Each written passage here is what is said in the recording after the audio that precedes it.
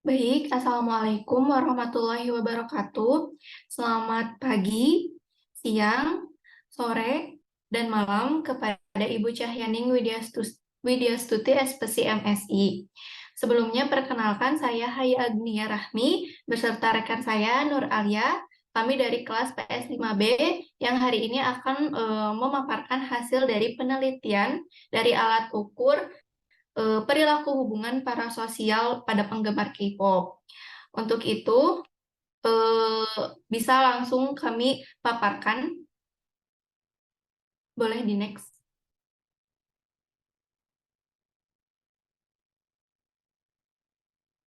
Pada yang pertama ini ada kajian pustaka, di mana di sini istilah hubungan parasosial ini menggambarkan ilusi persahabatan dengan jangka panjang antara penonton dan selebritinya yang secara sepihak dan dibuat oleh personal media.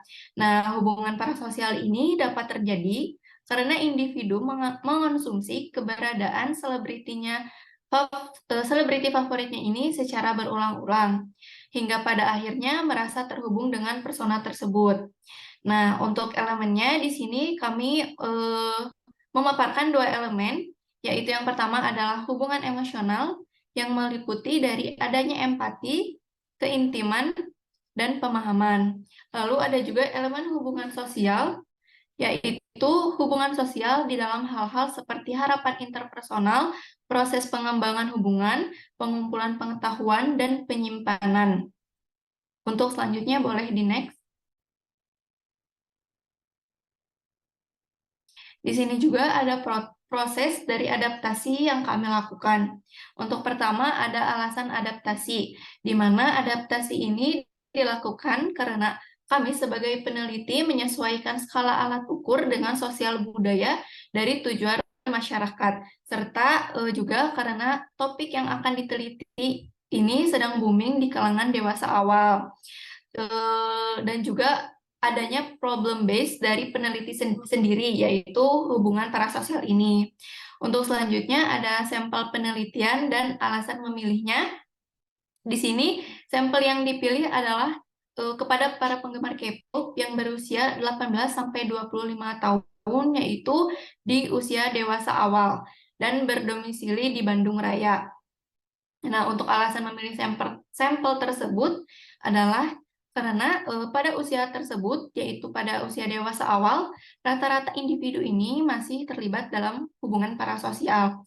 Nah, hal tersebut terlihat dari aktivitas atau hobi mereka yang masih menyukai dan masih merasa memiliki hubungan dengan selebriti kesukaannya, yaitu idol K-pop yang terkadang juga orang-orang menganggapnya terlalu berlebihan dan obsesif.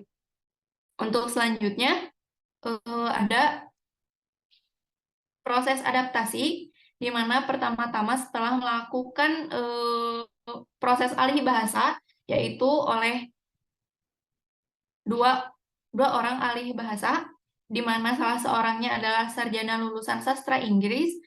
Translator ini bernama Revagita Friskova Mairenda S.Hum yang berasal dari lulusan sastra Inggris yang kini sedang bekerja sebagai social media manager.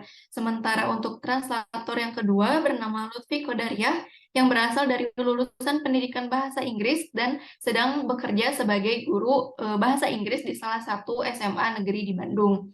Nah, setelah dilakukannya proses alih bahasa dan penyesuaian konteks budaya yang kami lakukan, diperolehlah kesamaan makna dan kemudian kami melakukan sintesis hasil dari translasi dan diteliti kembali oleh expert judgment, yaitu oleh Ibu dosen Ibu Nida Mutia Anissa, SPC MA yang berlatar belakang sebagai dosen psikologi di Unibi.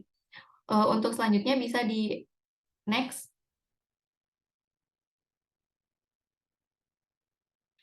Nah, di sini juga ada blueprint dan sebaran item sebelum dan sesudah pengambilan data. Untuk blueprint sendiri, di sini kami memaparkan 13 item, yaitu nomor 1 sampai 13.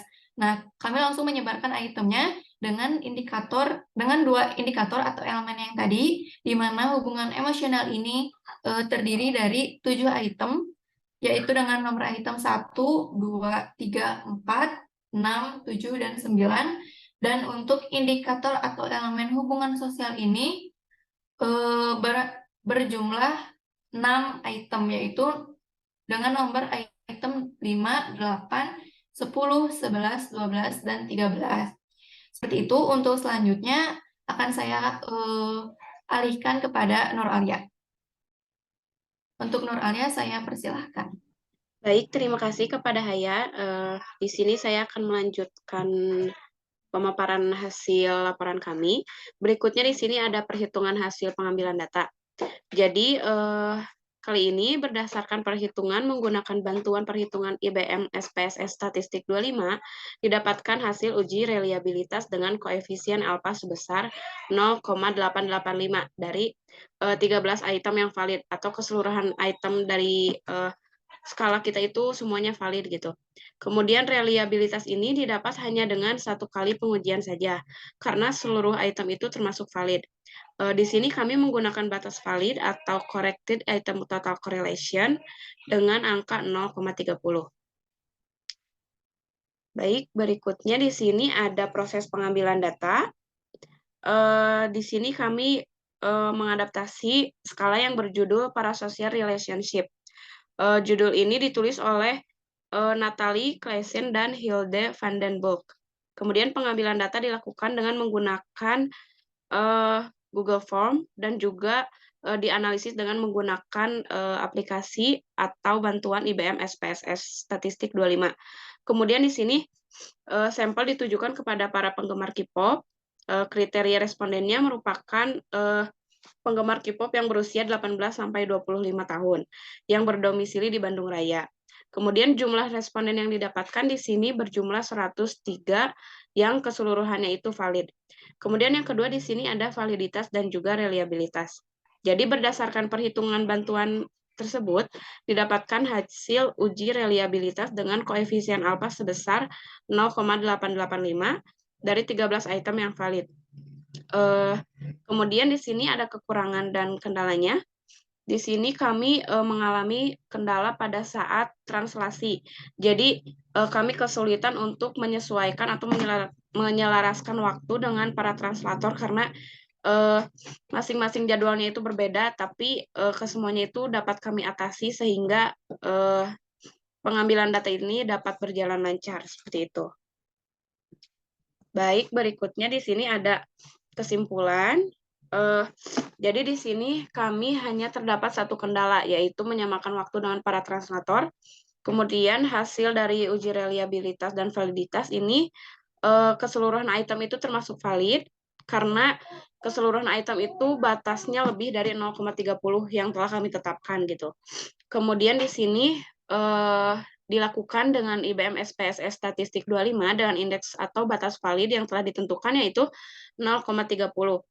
Jadi untuk reliabilitas didapatkan maka menghasilkan skala ini memiliki tingkat atau hasil yang reliable ya, atau yang sangat tinggi. Maka item pernyataan atau pertanyaan dalam kuesioner ini dapat diandalkan atau reliable. Seperti itu mungkin pembahasan dari hasil adaptasi alat ukur kelompok kami. Saya kembalikan lagi kepada moderator. Ya, baik. Terima kasih, Nur Alia. Mungkin akan saya sedikit simpulkan lagi dari alasan proses kita mengadaptasi memilih sampel ini juga. Jadi, walau sebenarnya hubungan parsos itu tidak cuma tertuju kepada idol K-pop gitu ya, karena bisa juga sama media figur yang lain seperti pembawa acara, karakter fiksi, dan lain-lain.